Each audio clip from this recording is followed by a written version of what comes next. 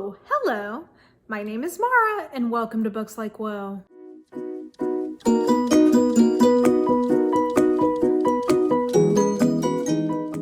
It is haul time here on Books Like Woe, Haul Like Woe. This is one that is very heavy in a specific area, which you will see.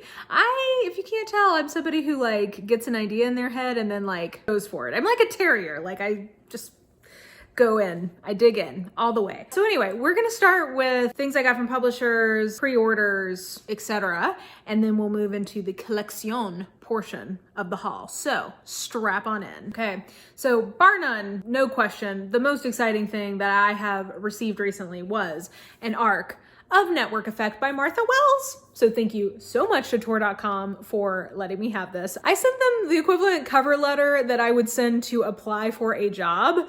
I was like, here's why you should give this to me. And they were like, okay, cool. We'll send, don't hurt us. We'll send it to you. So I appreciate that.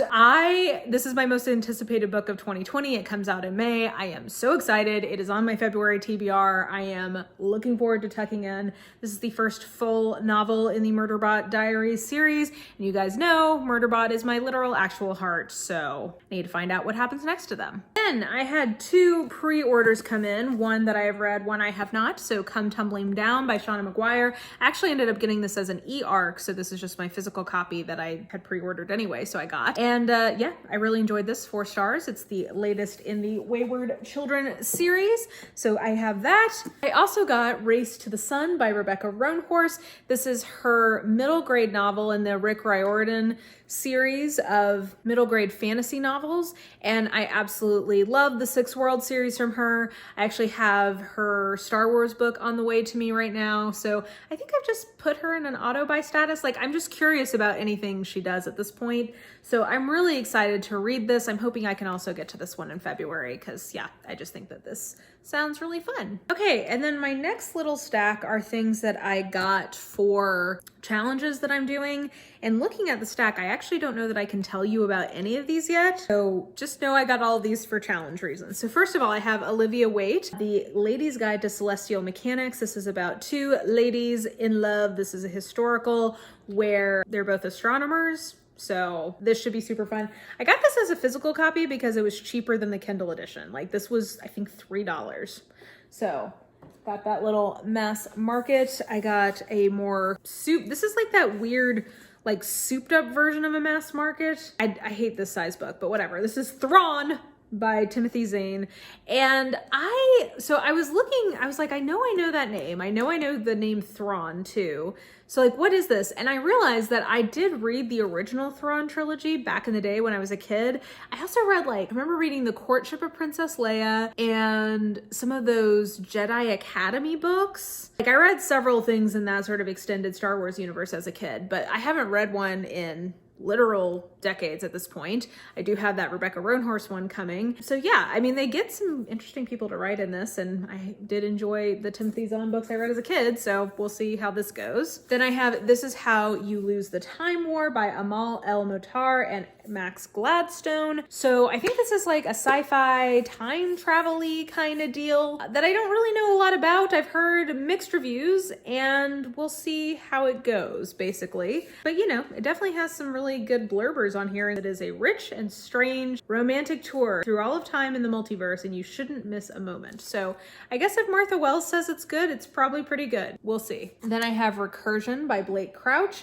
which is nope, not military. I was about to say military sci-fi. I don't think that's the case. I think it's a mystery sci-fi kind of thing where I think maybe there's some sort of plague where people don't remember what's happening, or it puts them on a time loop. I don't know. We'll see how it goes. I know I feel like Blake Crouch is one of those authors who people either really love or really hate, and actually sometimes they really love his books and really hate his books.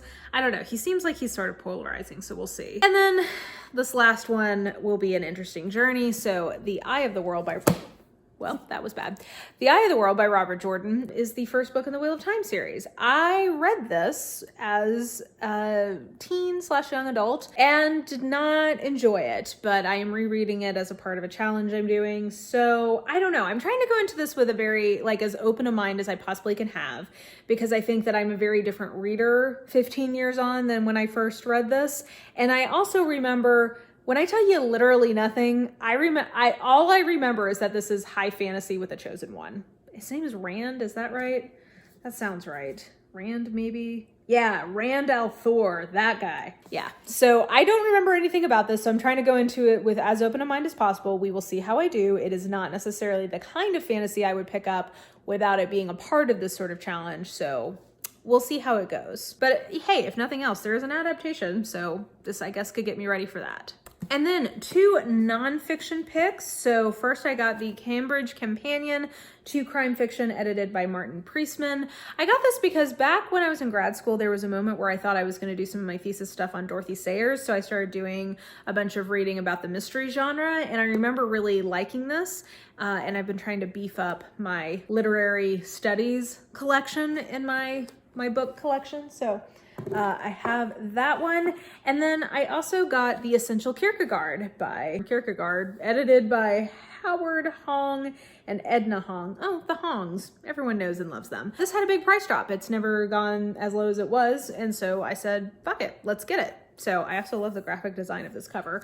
Soren Kierkegaard is a philosopher who I have been meaning to read more, so now I have no excuse. Now we move to the collection portion of the video. So first we're gonna start with one that's just like in a collection series that I have been collecting, which is the Every Man's Pocket Poetry. Is that right? Never can get this totally right. Every Man's Library Pocket Poets.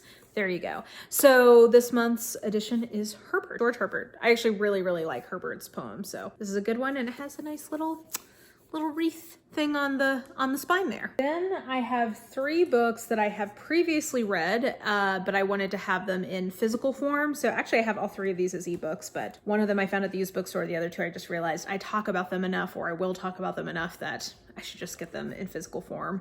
So first I have A Kiss for Midwinter by Courtney Milan. You guys know that this is a book that I reread every Christmas time. I have the rest of the Brothers Sinister full novels in physical form, so I just decided I wanted to have this in physical form as well, also as a form of solidarity and support to Courtney Milan through the recent bullshit she's been going through. So I just felt like it was the time to get this. I ended up finding a copy of Bringing Down the Duke by Evie Dunmore at the used bookstore, and I figured that in the event that I end up reading the rest and really loving the rest of the series, I may end up collecting it physically, so I just went ahead and grabbed this nice hardback copy. I'm not sure if Book of the Month Club is planning on releasing this entire series through their line. We'll see how that progresses. I know that they did both the Kiss Quotient and the Bride Test in Book of the Month Club, so entirely possible they will do that. And then, last but not least, Jane Doe. I read and adored this in January and was immediately like, oh no, I want this as a physical copy because I want to go in and physically put in all of my annotations that I put in my e-copy. So I had to pick this one up. Okay, and then we move into the accidental collection that I started and I think have mostly finished. See how things go. I was at the used bookstore, same time I got Bringing Down the Duke, and I saw that they had a hardback copy of Naked in Death by J.D. Robb, which, if you don't know, is the first book in the In Death series. And I was like, oh yeah, fuck yeah, that's great. Okay, I'll have the first one in hardback. That's so good. I do have a few of the other ones in hardbacks that have been more recent releases just because they were on sale, massive sale at Barnes & Noble. I got each of them for like $4 or $5. Okay, cool. I have another one to add into my collection. Great. So I did that. I thought nothing of it. I just was like, another day at the used bookstore, another fun find. Then on my way home from the used bookstore, I stopped by the Books A Million because I was looking for something else. And I noticed that in their sale section, they had 2 other In Death books in hardback. They had Apprentice in Death and they had Secrets in Death. Apprentice in Death is a really, really good In Death book. And I was like, okay, cool. So yeah, that's great. I have 2 more. Oh, look at that. I just added 3 to my collection. How lovely. I went about my day, I shelved them, and as I was shelving them, it occurred to me like, oh, you know, I bet the more like recent in-depth books, they probably still have them in hardback somewhere. Like, oh, I would like to get the ones that they do still have as hardback releases. I'd like to add those to my collection before they just go away and all you can do is mass market from now on. So I should just hop on Amazon and see what they have. And when I tell you, I realized that they had several of these hardbacks where there was only one left and they were all marked down between like $8 and $12. I was like, oh, I just need them all. I didn't need them all, but I wanted them all. So there you go. I also had been meaning to get Treachery in Death in hardback because it's my favorite one and I wanted a physical copy. So basically, I'm just going to show you all the in-death books I ended up getting besides those three. I got Brotherhood in Death, which is another really, really good one in the series. I got Calculated in Death, which is one I personally very much enjoyed because it included accounting nerdery, which is what my undergrad is in. I got Delusion in Death, which is another really good one in the series and I think like a milestone case. Salvation in Death wasn't my personal favorite, but I think it was $8, so why not? I had to order from a third-party seller a new copy of Treachery in Death, which is, as I was just saying, my favorite in the series. And then the last three I got were Indulgence in Death, which was fine, Promises in Death, which was really good, and Origin in Death, which is one of the most like landmark cases in the series. So there you go. Basically all that to say, I just got a shit ton of in-death books, so what can I say? I have no justification. I don't really even know how this happened fully, but this is what happens when my mind starts going down a path and the next thing I look up and I have, 20 new in-depth books or whatever that was. And sorry, actually, I just remembered two other used bookstore finds I had. One is Emperor of Thorns by Marc Lowrance. This is the third in the Thorns series. I have the first one and now I have the third one. And then I also got Leviathan Wakes by James S.A. Corey, which is a space opera-y kind of thing, which was also a part of a challenge I'm doing. So I needed this one anyway and I saw this nice used copy. I think that will do it for my haulage for the day. Plenty here, lots of things I'm excited about, and a lot of things that I have like a specific plan on when they're getting read. So that also makes me happy. Or just things that I have already read and wanted in physical form. Yeah, that's the kind of haul that makes me the happiest. So anyway, let me know of what you think of any of the books that I mentioned in this haul. If you've read any of them, if you love them, if you hated them, whatever. Any things that you think I should prioritize as being especially good. Let me know that in the comments below. And yeah, I think that will do it for now. So if you enjoyed this video, please like, subscribe, follow me on the social medias if you are so inclined. I have all that information listed in the description box below, and I think that will do it. I hope you guys are having an absolutely lovely day today, and I will just talk to you soon.